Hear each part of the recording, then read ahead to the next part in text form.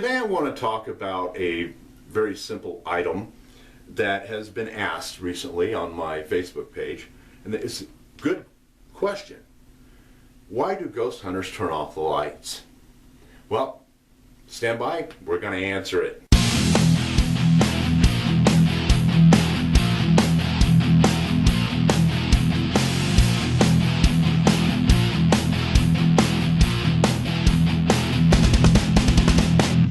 So why do ghost hunters turn out the lights during their investigations? Seems kind of counterproductive, doesn't it?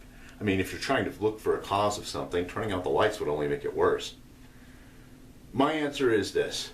I think they do it to create a spookier environment, to get more of the thrill out of what they're doing, because there is zero reason to be doing that. It's kind of stupid. But let me talk about a little bit of the history of how it kind of started. First of all, you're looking at a lot of people, it's the whole thrill of the thing. They're going into a cemetery at night to look for a ghost that's supposed to haunt it. It was a lot of the adventure was tied into it. Some of it kind of relates to, I'm not going to call it science, an attempt at science. In the 80s, I knew of a gentleman who was fascinated by the way that animals would react to supposed spirits. They would, a dog barking at something in the corner of the room, for example. And he got the idea of, well, since animals can see in a frequency of light that I can't, why don't I use security cameras that can look into that range, and infrared we're talking about, and maybe I can see what the dog's freaking out over. Well, back then security cameras had a piezoelectric crystal in the top, which when the lights were on, it wouldn't activate the IR emitters. It needed to be dark to do that, so we would turn out the lights, thus the infrared emitters would come on and he could look. This is back in mid-80s, all right? I'm not saying that's where it originated, but I knew that was going on. Well, even then, that didn't make sense. I mean, I always thought, why couldn't you just take a piece of electrical tape and just tape over the piezoelectric crystal? That would make it dark and make the emitters come on. But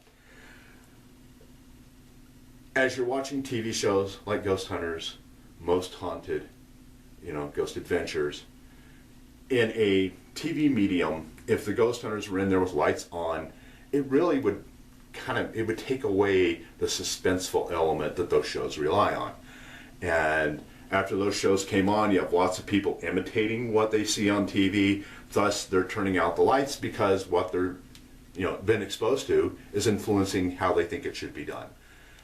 Reality is this: if you're an honest, really good investigator, first of all, you have to have witness experiences. You need to talk and interview the witness. And when should you be there? Well, when the witness had their encounter. And it needs to be replicated environmentally. Most people don't walk around in the dark.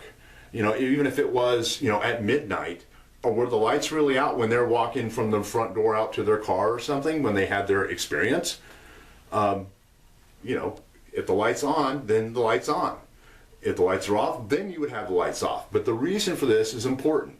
The number one thing when it comes to apparitions, sightings of ghosts, is you have to rule out misperception by the witness. They could have saw something else that they're mistaking as a spirit or a ghost.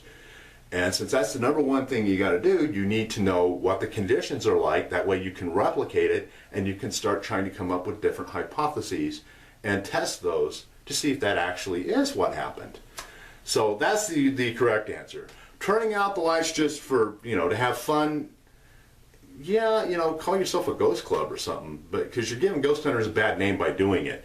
But that's only my opinion, so there you have it.